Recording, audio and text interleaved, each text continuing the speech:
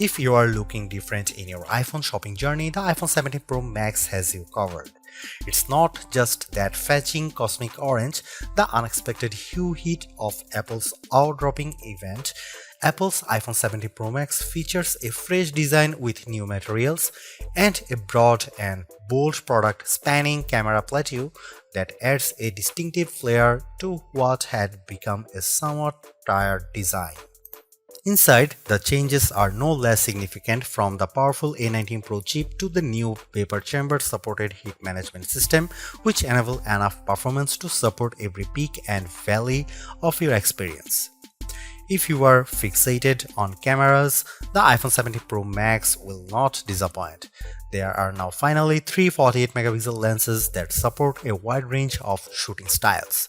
Perhaps the most notable of the three is the new 48-megapixel 4x optical zoom lens that also offers access to a sensor crop 8x zoom, which, thanks to selecting the center pixels from the larger sensor and an upgraded image pipeline, delivers some truly eye-popping photos. This is also an upgrade that makes a canny swap of titanium for aluminum a seeming downgrade, but one with some significant benefits, like the ability to apply that amazing new anodized orange finish and the ability to better distribute and dissipate heat. Finally, there's the price. It's the one thing you hope doesn't get an upgrade. And I am happy to report that Apple somehow held the line here. The iPhone 17 Pro Max still starts at $1,199 US. It's never been a cheap smartphone, but then this one is for the pros, and I think they will be very happy. I know I am. As for why you might buy the iPhone 17 Pro Max over the iPhone 17 Pro, that comes down to screen size, battery life potential, and the option to get up to 2TB of storage. Otherwise, these iPhones are identical. The iPhone 17 Pro Max was announced at Apple's eye-dropping event on September 9. Pre-orders began on September 12, and the phone arrives in stores and starts shipping on September 19. The iPhone 17 Pro starts at $1,199 for the model with 256GB of storage, with that price rising to $1,399 for 512GB of storage, $1,599 for 1TB storage, and $1,999 for 2TB of storage. The later configuration represents the largest storage capacity of any iPhone ever. Apple is likely getting undue credit for not raising the price of the base model iPhone 17 Pro Max. Component prices and supply chain issues relating to the geopolitical stage are surely putting pressure on the company. Somehow, too, Apple has held the line, and the base iPhone 17 Pro Max still starts at $1,199 for 256GB model. The only difference in pricing comes into play when you stretch to the phone's new upper tier of 2TB, which is only available with the Pro Max model. That sends the price up to almost $2,000. It boggles the mind that we now consider paying almost $2,000 for a pocket-sized device to be rational. On the other hand, this is a true pro-level smartphone that, based on my tastes, is probably ready for pro photography and videography tasks, and when you put it like that, it might seem like a bargain. I saw enough leaks in the run-up to the iPhone 17 line launch to have a pretty good idea of what was coming, and to be honest, I was preparing to hate the iPhone 17 Pro Max redesign and colors. Yet, here I am now, quite pleased with the giant plateau, and yes, loving cosmic orange. In many ways, the iPhone 17 Pro Max is still undoubtedly part of long lineage of iPhones before it. There are, though, just enough new touches here to add up to what I am comfortable calling a redesign. Starting with the back, there's the now nearly full-width plateau that's both a bold design touch but also a practical measure, in that underneath there's now more space for upgraded components like refreshed tetraprism that supports a new, longer telephoto lens. Most previous iPhone backs featured just one material, usually metal or glass. The iPhone 17 Pro Max is a spiffy mix of the two, metal and glass, or rather a larger rectangular ceramic shield cutout with the rest a univity chassis literally carved out of aluminum. Instead of a titanium band surrounding a frame, components, and the front and back glass, the iPhone 17 Pro Max's back cascades seamlessly to the side and even curves just a bit around the front to meet the Ceramic Shield 2 screen covers, which reportedly will better protect it from scratches. It will has an incredibly unified feel, and because Apple has radically cut down on edges, the phone feels very comfortable to hold. When it comes to dimensions and weight, the iPhone 17 Pro Max is slightly larger and heavier than the iPhone 16 Pro Max, but I challenge anyone to notice the differences, which can be measured in fraction. The iPhone 17 Pro Max is 163mm tall by 78mm long by 8.75mm thick and weighs 233 grams. By contrast, the iPhone 16 Pro Max was 163 by 77.6 by 8.25mm and weighed 227 grams. This year there are no new buttons to contend with. Along one edge we have the long power and Siri button, and below it camera control. Opposite them is the action button, and below that a pair of volume buttons. There are small differences along the shorter edges. On top, an antenna cutout is now visible, and on the bottom the pair of speaker grills appear larger. If you want to lie the phone flat, you will have to place it screen down. Even though the back plateau is nearly the full width of the phone, the tri-camera array still bumps out even further, and between this and the wide metal bump, this phone lies on its back at a slightly more extreme angle than the iPhone 16 Pro Max. The switch from titanium to aluminum provides not only some useful heat management and energy efficiency benefits, it's also opened the door for anodized color options. I don't know where Apple got the idea for cosmic orange, but I actually love it. It's bold without being garish. There's also silver and the very deep and inky deep blue. Apple sort of explained its color choices to me and even the loss of black, but I think this is just Apple mixing things up and possibly giving a nod to all the pro level folks who buy this phone for creative pursuits.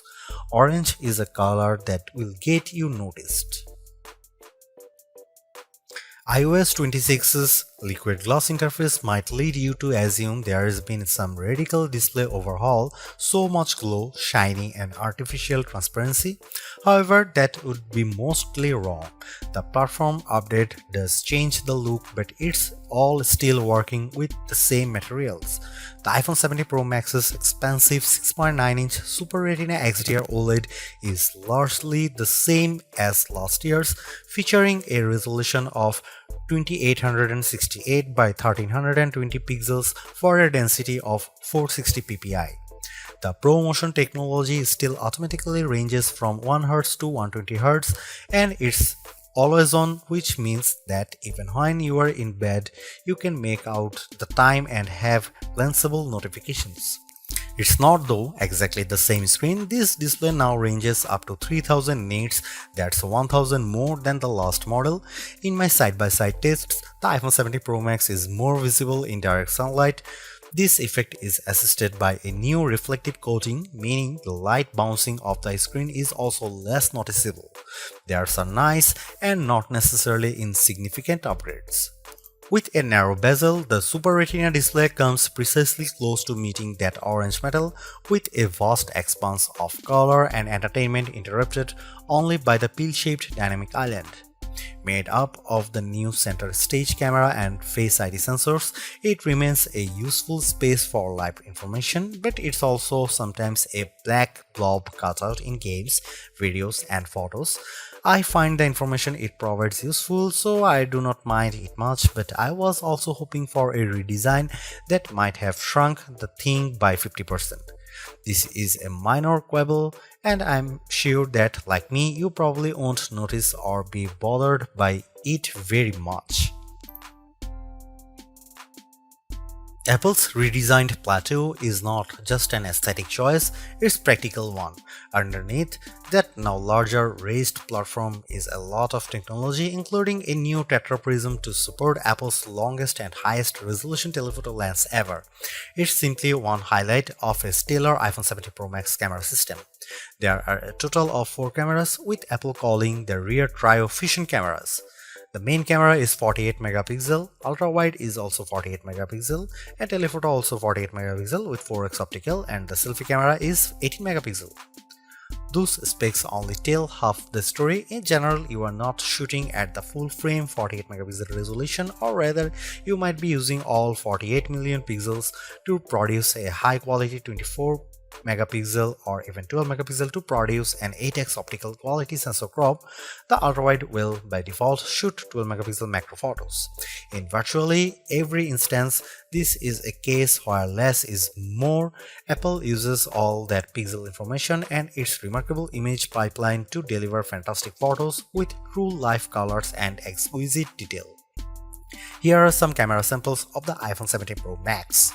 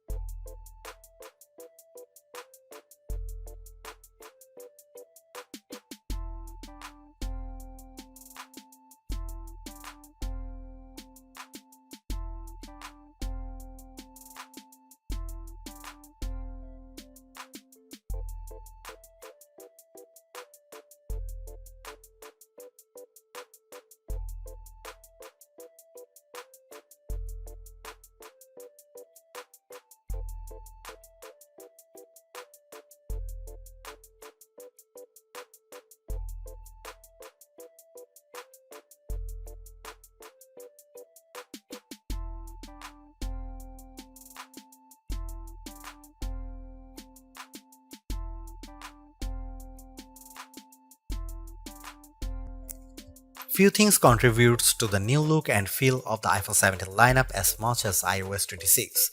Liquid glass adds a translucent sheen to almost every aspect of the platform, and mostly it's gorgeous. Apple has done an excellent job of programming pixels to look like glass. Sometimes though, the transparency is overdone and I struggle to make out some interface elements. Think of it this way: when you can see through one element to view another, it can occasionally increase the overall clutter and make some things visually confusing. For example, when you swipe down on the screen to access global search, the search box still faintly shows what's behind it, which makes what's on top of it, what you are typing, a little harder to read. It's small issues that Apple could easily address in the next iOS update. In some cases too, like the new first-party app icons, control center, and dock, iOS 26 is a welcome update that gives everything a little polish without throwing out the most recognizable elements. Apple Intelligence gets a few updates, like live translation and the ability for images captured through visual intelligence to be transformed into calendar entries. I played a bit with Genmoji and Image Playground to experience those upgrades, but they are mostly minor and I still await the fully featured Siri that Apple has promised. The iPhone 17 Pro and iPhone 17 Pro Max might represent the most radical redesign of the iPhone in terms of internal components we have seen in quite some time. In a way, Apple's external changes are directly connected to those updates. Let's start though with the A19 Pro chip, which is now supported by 12 GB of RAM. It's a formidable combo, and in our benchmark, it raised the bar for single and multi-core Geekbench scores while also boosting things like frame rates in games. The A19 features a 6-core CPU and GPUs. On the GPU side, each core features its own neural accelerator. It's a system that ably handles 4K video editing and AAA gameplay with equal aplomb. In games like Destiny Rising, reflections and atmospherics like fog and smoke match what you might see on a console. What's more remarkable too is that as you do all this, the phone remains relatively cool, and even if it gets a bit warmer in general, there is no one identifiable hotspot. That's down to the new heat management system, which includes a long and narrow vapor chamber that sits on the top of the A19 Pro, which is placed near the center of the iPhone 17 Pro Max's body. As the A19 Pro heats up, the water inside the vapor chamber absorbs the heat and vaporizing the water, which then condenses on the other end of the chamber. The process repeats continuously to manage and transfer the heat out across the chassis and to the more heat-efficient aluminum frame. It's that kind of heat management that helps the phone maintain a high level of performance and, in my estimation, positively impacts battery life. The iPhone 17 Pro Max is still a flagship phone based on my testing. You get a more powerful zoom camera, better sustained performance, and the longest iPhone battery life ever, a head-turning design. The iPhone 17 Pro Max is still behind the competition on AI, and it's a bit thick and heavy, but overall it is easily one of the best big screen phones yet.